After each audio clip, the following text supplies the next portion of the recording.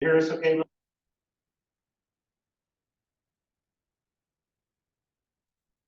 Okay, all right, good. Well, I'll call to order our November 14th meeting of our Protection District 8 Board of Fire Commissioners. And first off would be any public comments. A couple of friends here. If they've got comments to make. Okay, seeing none. We'll just move then right into Mr. Bonser and community outreach team. Well, thanks for having me. Sorry I haven't been here. My kids usually play soccer all year long except for the winter time, and practices are Tuesdays and Thursdays. So I've been passed along to Heidi, which I'm very grateful for, but was able to make it today. So some updates with the COP. We have a meeting tomorrow, but since probably the last meeting, we've got a chance to go meet with the principals at both the elementary schools, with both the chiefs and Heidi. Both of them were really successful. Both of the schools want to see some involvement. So we've got a plan to move forward with being involved in this classrooms with both elementary schools, with the goal of being able to reach each age group with some risk reduction information. It's also a gateway for us to get access to the parents by sending home flyers, things for them to work on, so that we can try to start to get some more community involvement through the children.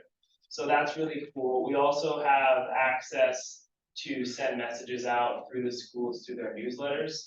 We've already done that once with Boston Harbor Elementary School, and we plan to do that as well with South Bay Elementary School. So that's really awesome.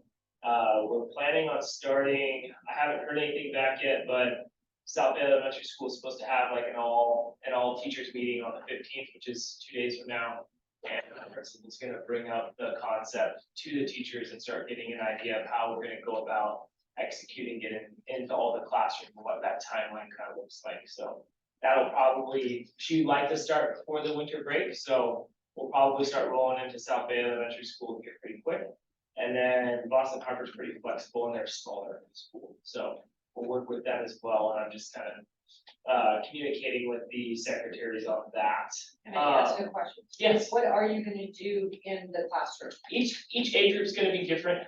So we're going to start with the little kiddos. Will be like introducing them to the firefighters gear, and then as they get older, we'll start working in things that are more applicable. So 3rd and 4th graders will probably be talking more about like escape route plans in their home and bringing them home with material. 5th grade, which is the last age group before they go to middle, we'll probably start looking at, I have to look at how I want to break it all out, but moving more towards like cooking safety and some things like that they can use to then jump off when they go to middle school, and the bigger agencies come into their schools in the building block, and they're not going from the only thing they ever saw was us show up and talk about their firefighter gear, and then they're going into middle school and learning about cooking safety or what the next step is and what that department has. So the goal is to kind of build it out to where they're getting something, each age group is getting something that's valuable to where they're at in their development. So super excited about that. We also have some upcoming events. This is another, besides summer, winter is another hot spot for us to do some stuff. So Travis has been working his tail off. We are going to do the 2nd year of the Santa Run. We're going to utilize the schools for the newsletter as well for letting people know about it. We also just got approval today. We're going to do like a day and a half, if you will, of a Santa Run. So we are going to do the normal Santa Run that we did last year on the 15th, December 15th. And then on the 16th, we're going to do a 2 to 4 p.m. We're going to have the doors open here at the station. So we're going to have a Santa Claus that people that couldn't maybe be out, or we couldn't reach that area because we don't have a very dense population, they can come in and meet Santa, get a candy cane. We also have South Bay Coffee involved. They're going to show up here on that Saturday and they're going to do hot cocoa. So we've got another community business that wants to be a part of that. Also, with getting involved with the schools, I got in contact with the South Bay Elementary Schools PTA president, who's been keeping me in the loop when they have things going on. I also follow them on social media. So we were, October 27th, we showed up to be present for, they had a movie night, so we showed up and handed out candy, stickers, just kind of passively before they started up their movie. But they have a holiday bazaar on the 2nd of December, which they have a booth for us. So I got approval for that as well. So we will be a part of the holiday bazaar. Not selling anything, but just there to be informative, handing out flyers for emergency disaster preparedness, answering any questions. We will have some volunteer application stuff for if there's community members that are interested. And we'll just be there as a social talking point. Where's that gonna be at again? South Bay Elementary School. Yep. And then still continuing to work, in our COT meetings, we are talking about M&O, and how that's gonna look from from just getting a message out standpoint. I know it's a long ways away, but it quickly approaches as everything does. So it's been a talking point, working with Chief LeMay and the rest of the COT team to figure out the best approach, for how we wanna go about sending that message out and what that's gonna look like. So, that's all I got right now. Still working on social media. It's been a little slow, but, we are still getting some good stuff out there. We were able to capture Veterans Day, gotten some on-scene pictures. That's still a work in progress and continuing to grow that as well. So. Question? I have a question. Yeah. Did you say you're gonna do the Santa run on the 15th? Yeah, the Santa Run will be on the For 15th. Boston Harbor's, Seashore Villa? Mhm. Okay, Yep. because I had a knock on my door today. Are the firemen going Yeah. back this year? So we just, yeah, we held off on the flyer because we were still trying to see if there was any, just to see if we could do this added day, which we did. So the flyer's been updated. And I'll resend it tomorrow to Okay. everybody. Thank you. We were adding the other things. So that flyer will go out on our Facebook, our Instagram, and we'll get it out to the places that we can actually put it up. We'll put it up as well.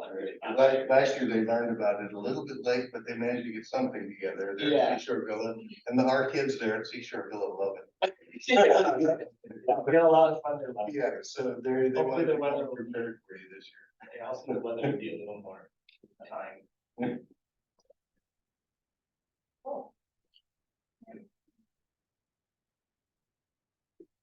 All right. On to the Chief's report. Right, October monthly report was sent out, last week. Hope you all had an opportunity to take a look at it. I would be glad to answer any questions that you might have regarding that report. I didn't have any questions on that. Yeah, no questions. Be Looks short and to the point. I Miller? have a question, and this is also applies to Commissioners Zversky and Bivens as well. I was wondering if y'all could give us a report on what was learned at the Fire Commissioners Association conference, and that the commissioners might defer till later, but it was in the chief's report, so I thought I'd bring it up.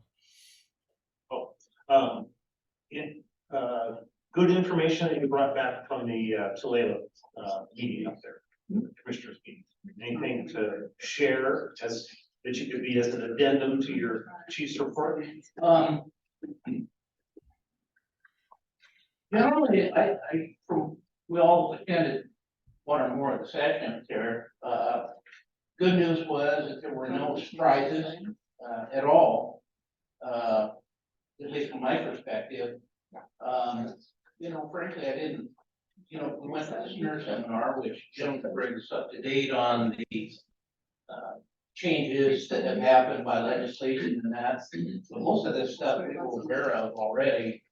So I went over, I made notes and handouts with Heidi and Brandon at our staff meeting last week, and frankly, I didn't know or notice anything significant there. One of the other presentations regarding labor negotiations and that, since we just recently completed that process, again, there were no surprises or things that we aren't doing that we should or doing that we shouldn't. So that's a good thing.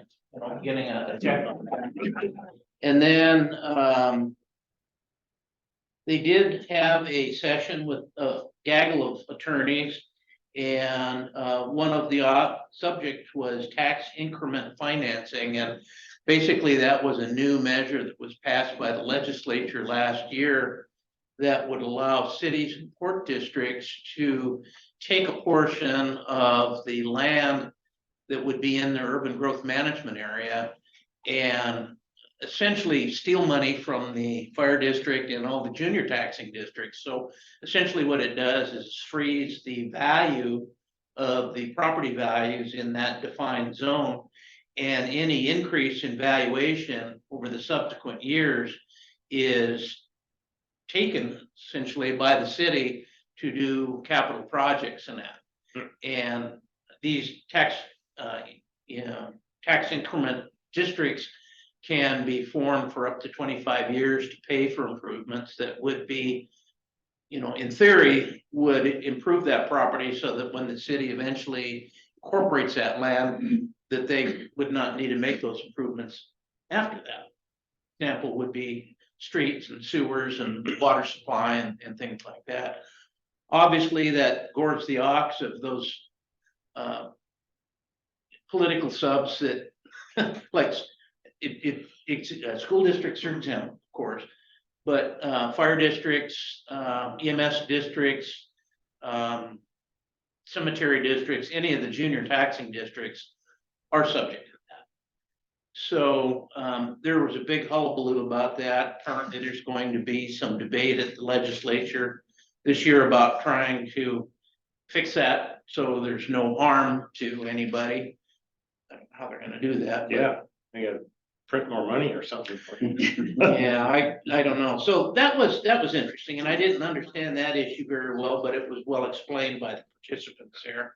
There are 2 or 3 fire districts that are fighting this now. One is a big issue down in Clark County, where literally the district will lose millions of dollars of revenue over a period of 10 to 20 years. So I don't know that there's any move locally to do that. I haven't heard of any, so I don't know if there's a threat to us at this point. So they talk at some degree about social media and First Amendment rights. What can a member of an organization say and do and publish, with relation to their responsibilities in their employment and everything. And it's an ongoing issue. It's been ongoing for many, many years. Talked about some changes in the public works contracting process. Most of that we were already aware. In fact, last January of 22, no, later than that. Anyway, we had Brian Snur come down and give a training session to our senior staff and our people that are involved in purchasing about these rules and everything. So most of that was stuff that we had already learned about a year or more ago. And then that was really about it. So I thought it was a good conference. It's a nice place. I think it was good for newer commissioners to pick up on some of this stuff. So I don't know, is that kind of what you meant, Milt? Yes, thank you very much. I appreciate that. Yeah. And then one of the classes I attended was the data collection evaluation management. The guy basically did a slideshow thing, and I don't know, it was not something you could follow really easily. And it didn't give me a lot of information, so I wasn't really impressed with the class. And then they had a speaker at the end on trauma being burned. And she told her story and everything, and it was hard, hard to hear, and you saw graphic stuff and everything, and it was good, but it was like, then they split, and then this other lady was gonna come in, and at that point, at the end of the seminar, you're like going, I've listened to too much, kind of thing. So from previous seminars to this one this year, I was not overly impressed with this one, where I was, because, I did the SNARE thing. I sat in on the volunteer firefighter reserve type thing, and it really didn't pertain to ours. They were talking about finances and retirements, and those kind of things. And it was just, it was like, okay, well, this isn't really pertain to what our department needs, or we're already doing all of that stuff. So it was like, yeah. So for me, it was fun. It was nice. It was some information, but I didn't feel like I got out of it what I was hoping to get. You know, every year you pick up something new, and I didn't feel like I picked up anything new. I don't know how are you? I think the seminar she talked about on Saturday with the burn victim, that particular lady, she had a 3rd-degree burns over about 65% of her body. So she's been through a lot coming back.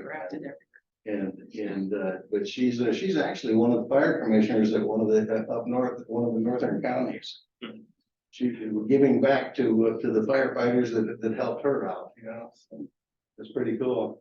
And the second lady that spoke, she is a nurse, but she had gone through a fire also when she was younger. So it was two different ones. Another one of the classes that I went to was on grant acquisition. And I didn't get a lot out of that class, a lot of detail in there, but one of the biggest things I got out of it, the lady was very adamant that if you're going to apply for grant money, if you can, like, go over to South Puget Sound Community College and see if they'll allow us to audit the creative writing class, because the better you can paint a picture with words, the better chance you've got at getting a grant. If you can paint a picture that people can understand and do it all in words, you've got a better chance of getting that grant. So that's a pretty good idea. Chief, your mention of changes to public works contracting, reminded me, I was gonna ask you about the note in there that said our septic project got done except for a few punch list items. And so my question was, are all of those complete now, or are we still working through that? I think so, yeah. I know I haven't received request to pay the retainage yet, so I haven't talked with Brent for a week or two, so, but there wasn't anything major. Yeah, okay. All right. One other just follow up, if I may. Chief, I sent you an email this afternoon. I don't know if you got a chance to look at that. And I had questions about some of the numbers crossing over between the fund balances in your account, the fund transfers we're doing, and the budget. And in particular, I was a little confused about the ending balance that you show for the Capital Facilities Projects Fund. When I look at the fund transfers that we're looking at doing tonight, I end up with more money in that account at the end of the year than you're showing here. Is this on the chart? Yeah, the chart on page 4 of your report. Oh, in the monthly report? Right. Oh, you mean by the fund? Those beginning and ending balances may not be current notes, so they won't be the same as the one on the chart. Okay. All right. So I won't sweat that then. All right. Thanks. Okay. Let's move on to our staffing report, if you would. Sure. Our own Janet has gone through another cycle of volunteer recruits. So we got 11 new volunteers in, and we got them distributed out. If anybody would like to hand out, I have a couple of minutes. And if you recall, we tried to shoot for the goal of having 10 volunteers per platoon. So that puts us at 10, 11, and 11. So we're 32 volunteers now. Of course, the bulk of them are going to be going to EMT Academy. Well, actually, all that aren't already in EMT would be going, because now we have Fire Academy only in the fall. There won't be a Fire Academy in the spring. So that pretty much puts everybody, all our options right into the EMT in the springs, which is why you see the names in the red. Will be our newest EMT recruits to build in, and those will be the platoons that they would serve on. And then the names are the initials on the far right of the name in the red are the initials of the mentors, such as our own Nick Van Kirk, who's a great mentor for some of the folks coming through. And they'll be in the academy here for spring. Of course, graduation and the June period, so won't see them on shift, but they will be responding to me riding along during the EMT course. Chief, I got a question.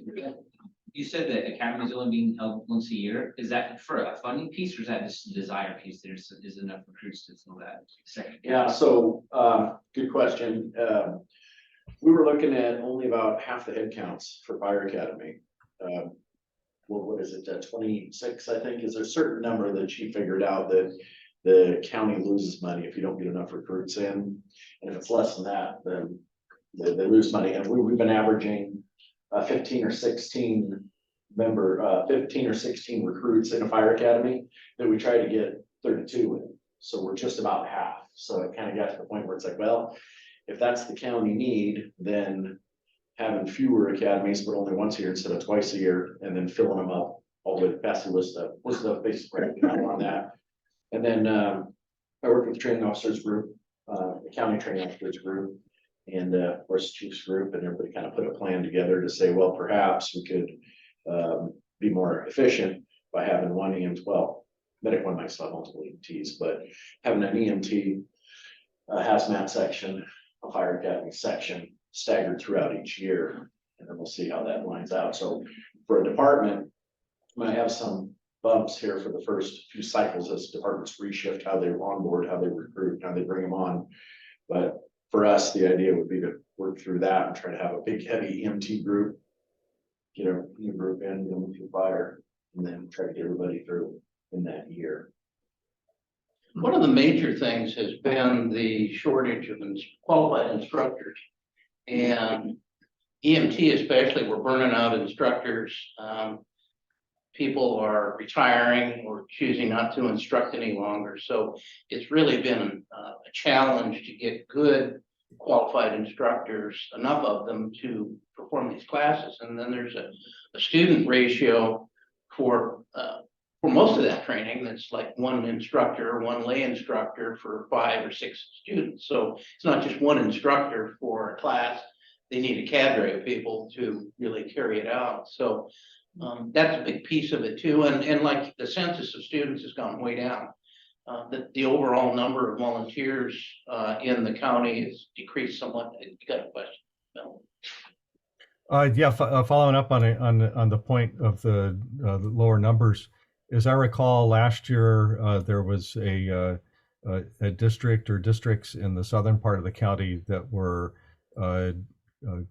not happy with the cost of the county academy and were, I understood, going off and doing their own thing. And I'm curious, is that still going on, or are there other factors? Well, I think more of the counties down in the south or districts in South County are kind of seeing a little bit more benefit in working together. So they've been a part of this new plan to send folks to the same academy. Okay, good. I'm very glad to hear that. That's a year-to-year answer I would give. This year, yes, we're all Okay. together. And then Brandon, the chart you were showing, I don't see it in the commissioner folder. Can you send me a copy of that? Just the shift chart, but yeah, I'd be happy to get it out. Great, appreciate it. Yeah.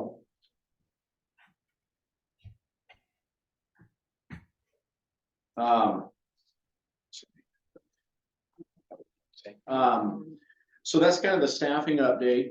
Since we're on kind of a segue over for our volunteer program, we're having a work group on December 13th. And we've invited a handful of some key players, I believe, in our department's volunteer program. Our own former volunteer, long-term, Patrick, and Nick Van Kirk is going to be on there.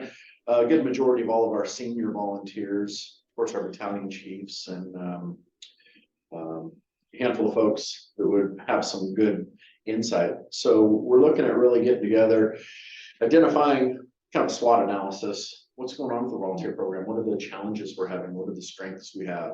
What's realistic? You know, there's a lot of discussion on our longevity out of our volunteers. What's realistic out of our expectations out of our volunteers? Realistic about really looking at what's the true value on our volunteer program? So I'm looking to get a good variety of input, and then eventually I'll be having to come back to chief and make a recommendation on what might our volunteer program really be. One of the challenges that kind of came up is we're looking at our volunteer retention smaller and smaller and smaller. So there's that question of what's your return on investment, so to speak, on a volunteer sending the academy, sending this and then they're off to get hired. So just kind of looking at all these pieces. Like I said, maybe there's we know that we got a lot of value on some of our long-term members. So is there anything we can do either recruitment or retention wise? Because they two talk, they're separate but different. What might there be more when it comes to recruiting? How do we find somebody maybe that already has their career but's willing to be with us for 5, 10, 20 years? Are there more ways we can get creative at looking at it? And I know this isn't a brand new idea. It's a concept we've been back and forth for a long time. But the idea is really getting that value and get some insight from everybody and maybe coming up with some sort of what's best and what's going on with it. So I appreciate everybody willing to spend an evening with me and kind of talking all that out. All right. The draft expense budget. Yes. Pardon me. Part of our budget development process is this is the first rollout of a at least fund level proposal for 2024. The numbers reflected there are mirror the current 5-year plan that we have for both the 2-station and the 1.5 station. So those numbers are pretty much reflected in the 24 proposal, which is the third column over. The second column, the 23 budget, is a modified version of the budget with some changes that we've experienced over the year, but these numbers pretty much reflect the same numbers that we have planned for in our 5-year plan. So frankly, I wanted to roll that out, have you take a look at it and everything. What we plan to do, unless there are some significant questions or anything, probably then go to the next level at the more detailed sub-object level of wages, benefits, and types of maintenance costs and everything, and would have that for our December meeting where we can then pass the expense budget for 2024. Right.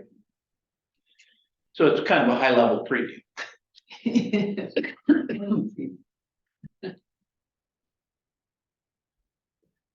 All right. Any questions at this point about the high level preview? No. Anything for you? No, other than I do look forward to seeing the detail. Yeah. Okay, excellent. All right, let's talk about our resolution for the property tax. Yeah, I sent those 2 resolutions out, and I will tell you, it's a lot easier this year to prepare for that because we have the $1.50. So it was really easy math. I just had to take the valuation times $1.50, and there you go. They're the regular resolutions that we have to turn in annually to request taxes. Were there any questions on that? No, I don't think so. And I would think that we maybe can just do both of them. If there are no questions, we could do both of them as a motion, Well, I've got unless you want to do that separately. 5 pages, so. Those are different. We only have 2 for taxes, and the others are transfers of funds. Okay. Right. Okay. Okay, so we just need to make a motion. Yes. So make a motion that we approve resolution 2310 and 23-9. It would be 23, it would be 6 and 7. Yeah, it should For be the 6 and 7. 6 and 7. Okay, moved to approve levy resolutions 2306 and 2307. Any discussion? Oh, I'm sorry. I would say that. Thank you. We have a second from now any questions or comment? On that? Hearing none, all in favor, say aye. Aye. Aye. Okay, passed, thank you. All right, the next one is the transfer of fund resolutions. Yeah, And there are so three of those them. were all items that were approved with the budget for 2023. And I will review those really quickly. I keep looking over at you, Milt, but you're not seeing my face because the camera's like I'm looking at him, but he doesn't know. Okay, so resolution 208 Mhm. is transferring from the general fund into the CR&R in the amount of $350,000, and that was, like I said, pre-budgeted. 2000, or excuse me, yeah, resolution 09 is moving money from general fund to the reserve, 320,000. And the final is moving money from capital projects to capital repairs and replacement, which is what we call the CR&R, in the amount of $345,500. Were there any questions on those?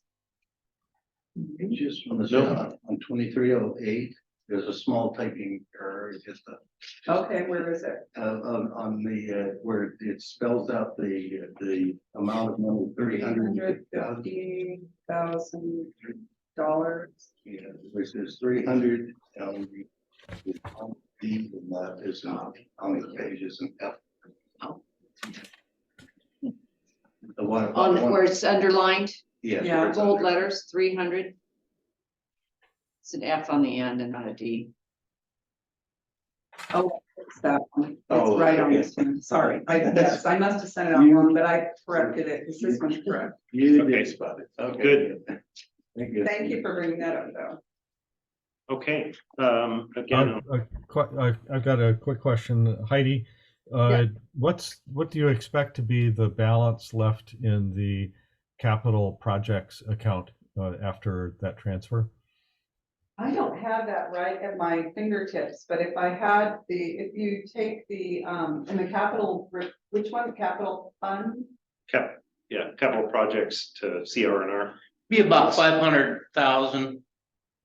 Between 500 and 550,000.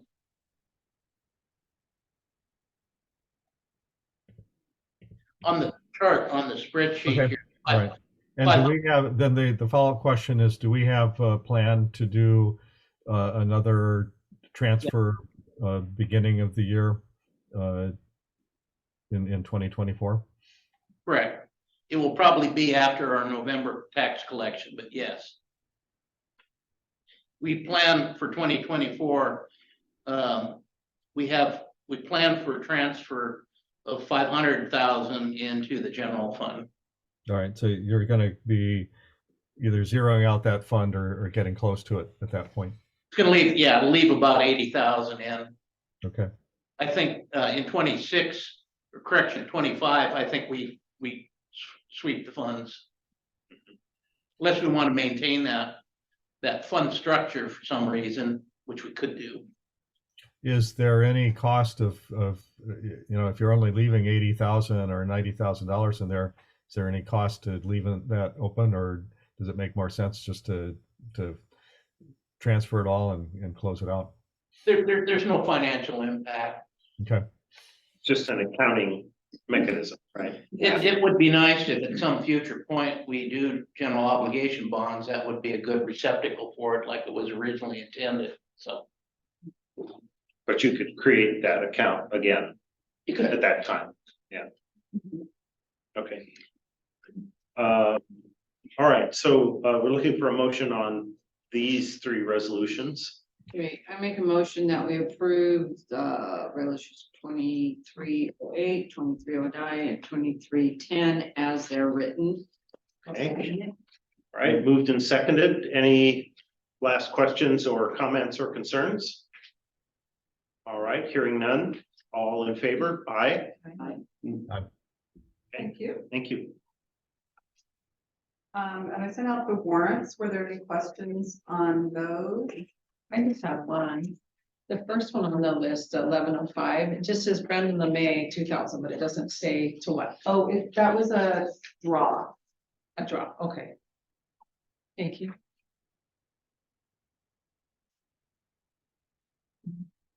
Okay, And I the don't know that warrants, I believe the warrants went out, and there was one minor correction and that was made. Mhm. all right. We need a motion for approval of warrants.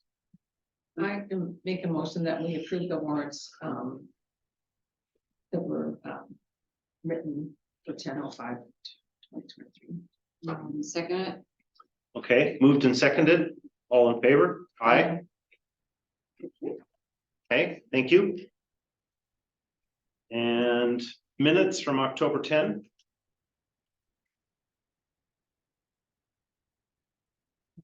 I had no, I good to me, looks good. Okay.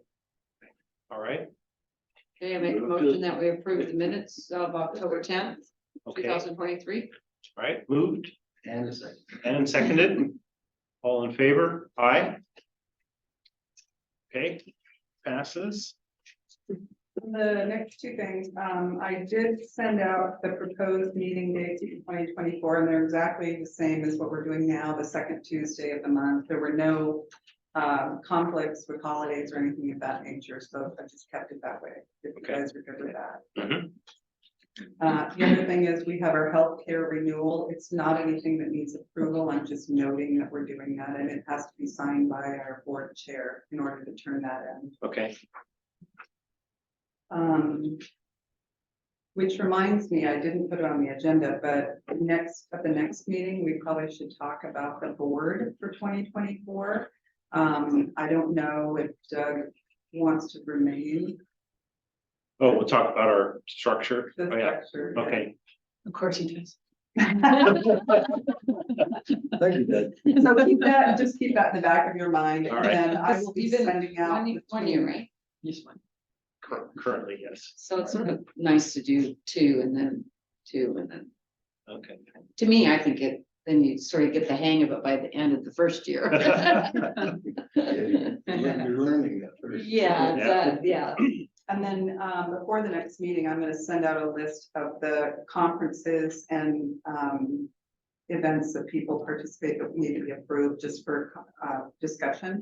I'll send it out ahead of time and then we can have that discussion at the next meeting as well, the first time. Yeah. And the last thing is that we are having our holiday dinner on December 4th. And in an effort to save money, we are not having it catered this year. Actually, Brandon and I we kind of volunteered to cook it ourselves.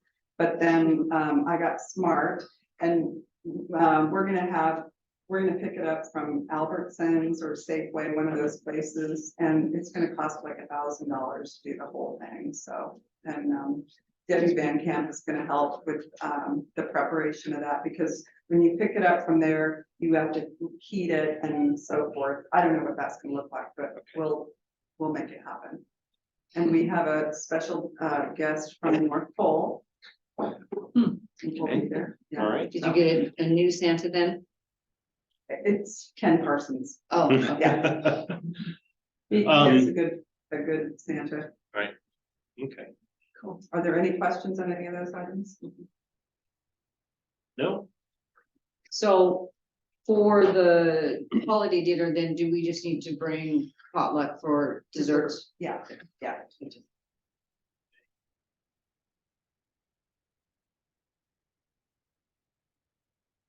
I love making desserts. yeah. All right, thank you, Heidi. We're down to commissioner comments, if there are any. Nothing, okay. I'm good.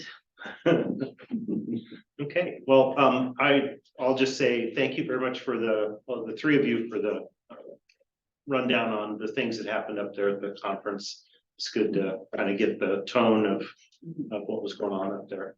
Yeah, so appreciate that. All right, down to review and follow-up.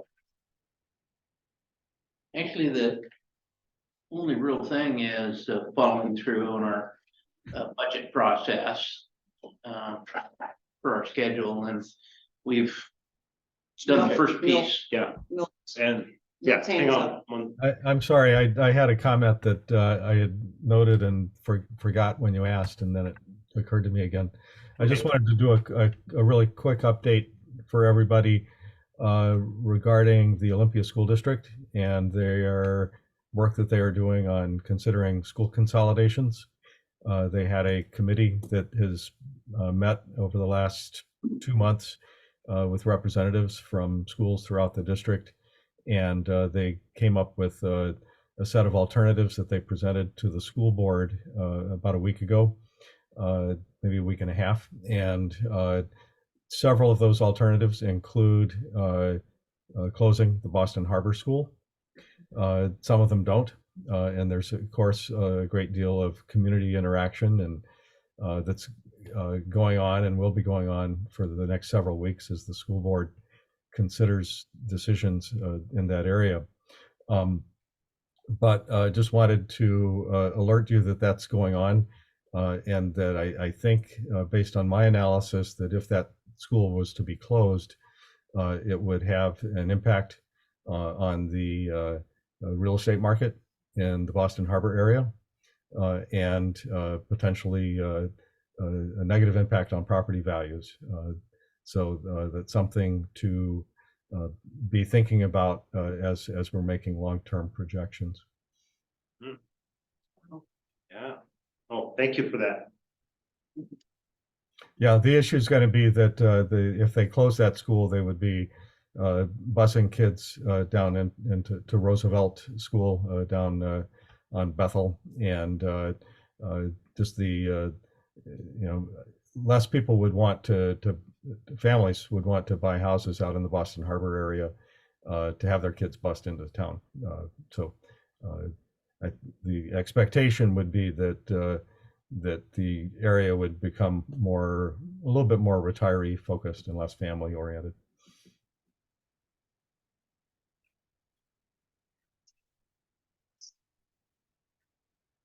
Okay, and Mr. Lemay, I'll remind you, you had a follow-up that you were going to send a copy of this to Commissioner Harper. Yes.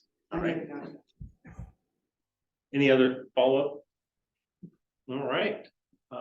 With that, I think we are done and concluded our business. Thank you so much.